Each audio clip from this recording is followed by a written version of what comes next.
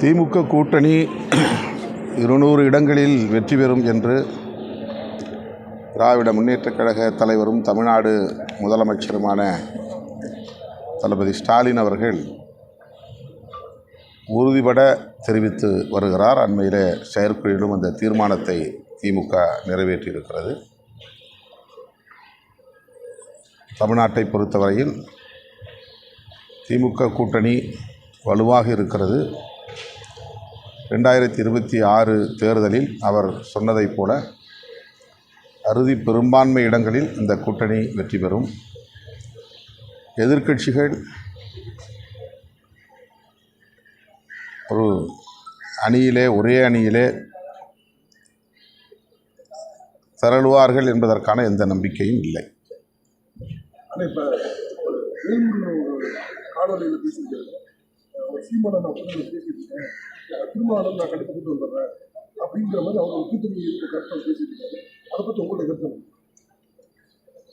நீங்கள் சொன்ன பிறகு தான் எனக்கு தெரியுது. அவர்கிட்ட இதுவரையில் என்கிட்ட எதுவும் பேசலை. அந்த மாதிரியான ஒரு முயற்சி இருப்பதாக எனக்கு தெரியாது. திமுக கூட்டணியில் அவர் தொடர்ந்து நீடிப்பார் என்று நான் நம்புகிறேன். நீடிக்க வேண்டும் என்று விரும்புகிறேன்.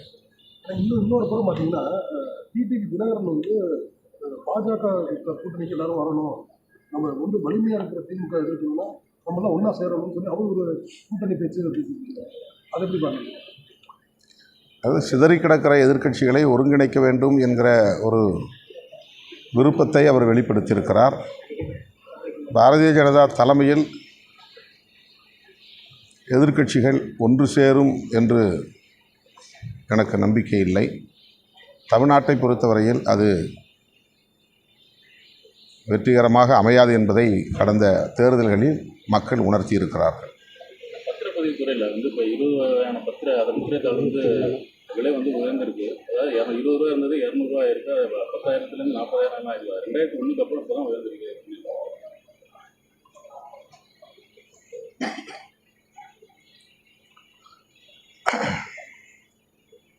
சாதாரண மக்கள், எளிய மக்கள் பாதிக்கப்படாத வகையில் அந்த விலை உயர்வு அல்லது கட்டண உயர்வு இருக்க வேண்டும் என்பது என்னுடைய வேண்டுகோள்.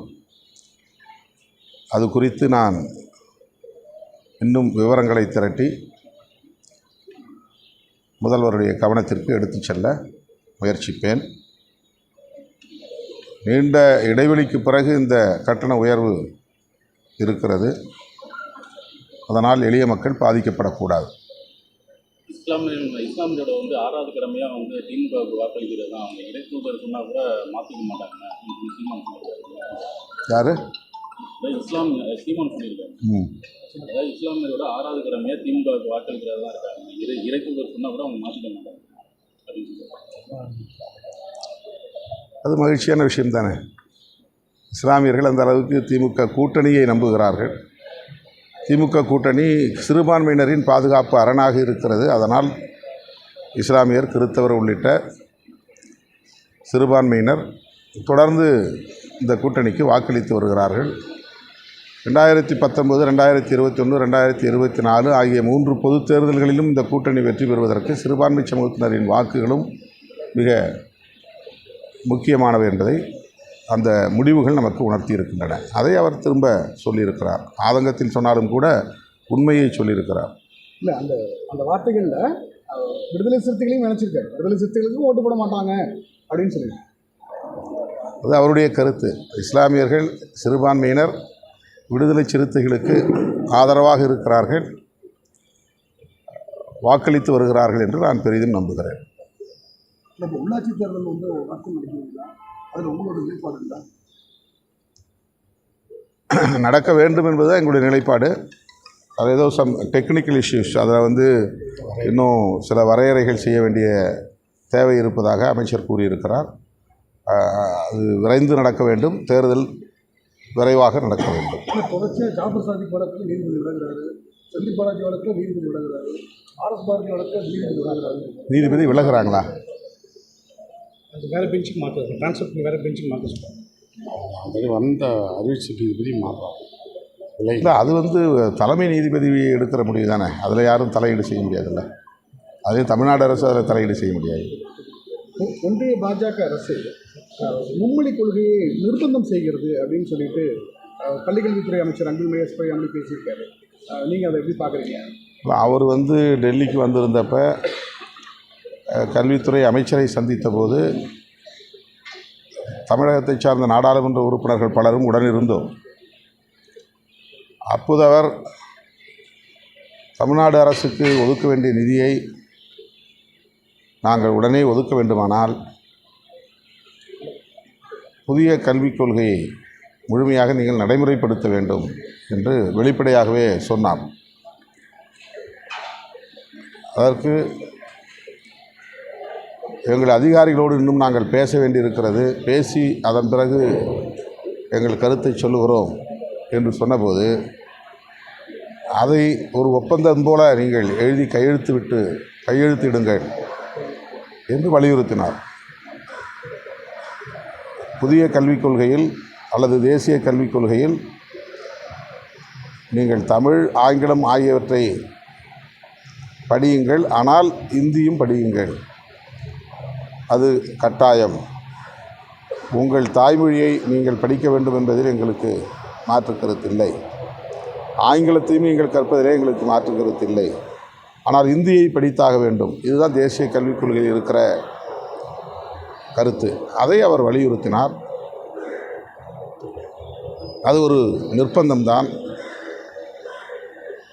அப்படி செய்தால்தான் மாநில அரசுக்கு ஒதுக்க வேண்டிய நிதியை ஒதுக்குவோம் என்று அவர் சொன்னது உள்ளபடி அதிர்ச்சியாகத்தான் இருந்தது. இதை நாங்கள் நாடாளுமன்றத்திலேயே சுட்டிக்காட்டி கண்டனம் செய்திருக்கிறோம். எதிர்கட்சிகள் தொடர்ச்சியாக போராட்டம் நடத்திக்கிட்டே இருக்கு. அமித்ஷா விஷயத்தில், அம்பேத்கர் விஷயம். ஆனால் அமித்ஷாவிடமிருந்து எந்த விதமான பதிலும் வரல.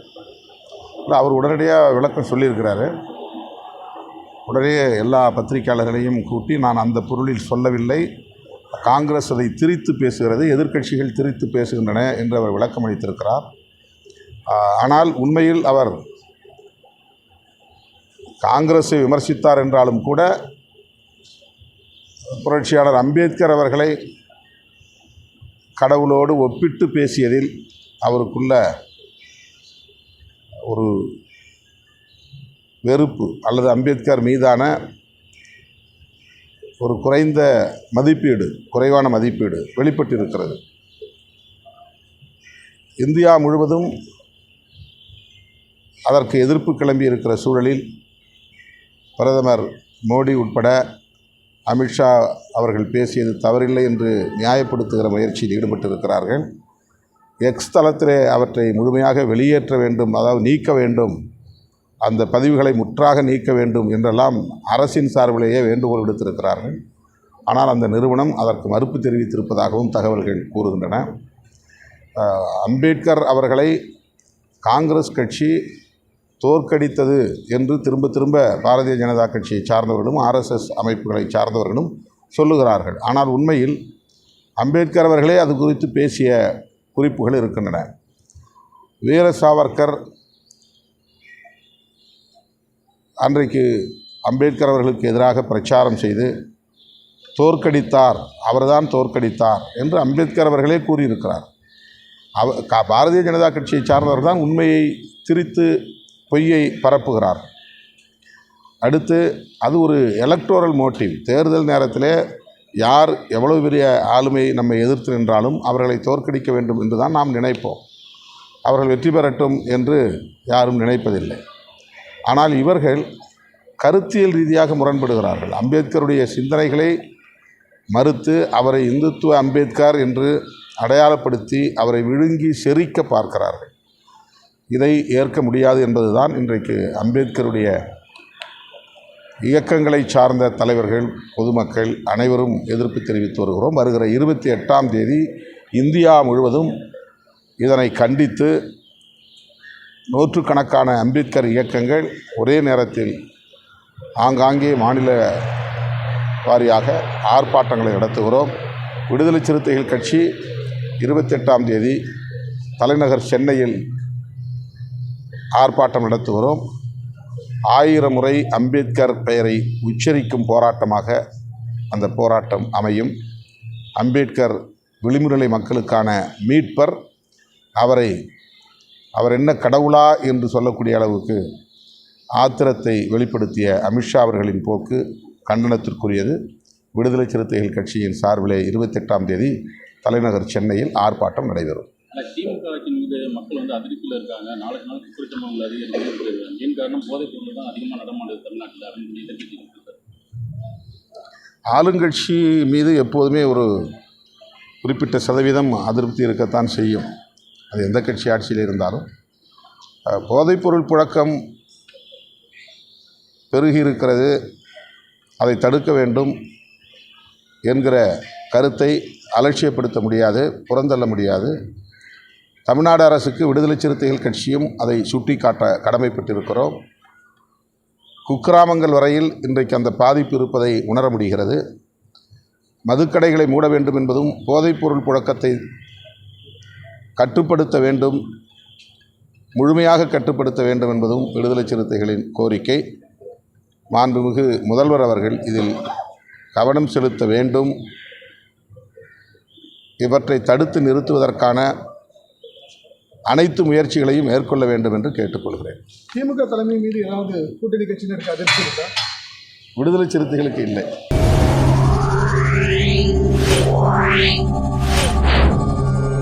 Yeah.